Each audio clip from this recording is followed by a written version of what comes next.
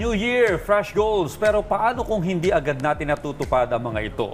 Worry no more dahil alamin natin kung paano harapin ang pressure, self-doubt at setbacks kasama ang ating millennial psychologist dito sa All About You.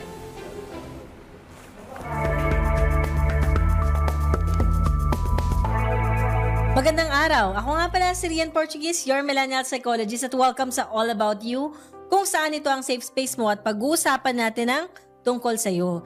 So para sa araw na to, meron tayong concern na kahit ako, wino-workout ko din yan.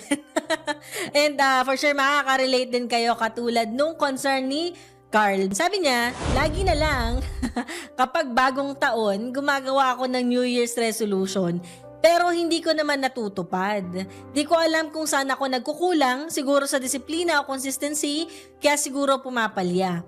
Ano bang magandang gawin para mas maging effective?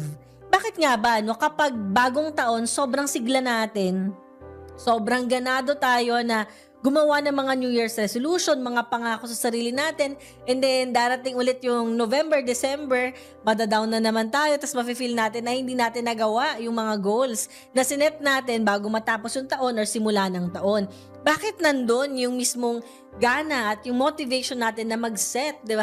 May kinalaman dito yung tinatawag natin sa psychology, yung phenomena na fresh starter effect. Parang nagiging symbolic reset natin. Meron tayong temporal landmark sa mind natin, yung mga specific days na yun, mabilis siyang matandaan. So, kaya yung una natin, set micro goals. Yun kasi yung problema sa atin, di ba?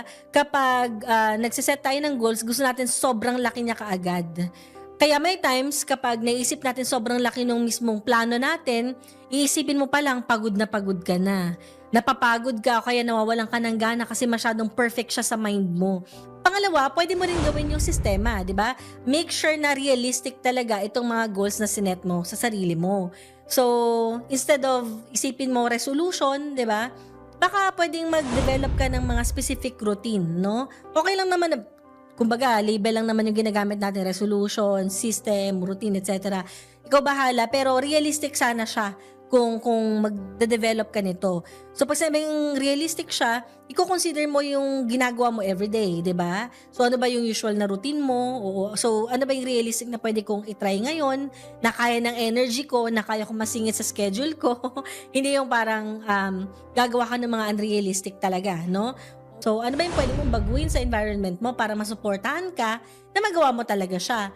Kasi minsan, yun yung na-overlook din natin yung sa environment natin.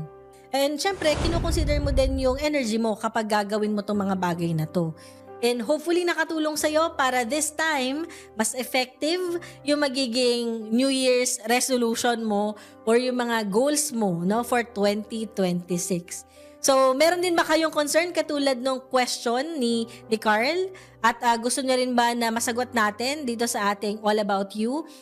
Tingnan ninyo yung mismong email na makikita niyo sa screen. Mag-send kayo ng concern or ng question para naman sagutin din natin siya. Muli po, this is Rian Portuguese, your millennial psychologist. Maraming salamat.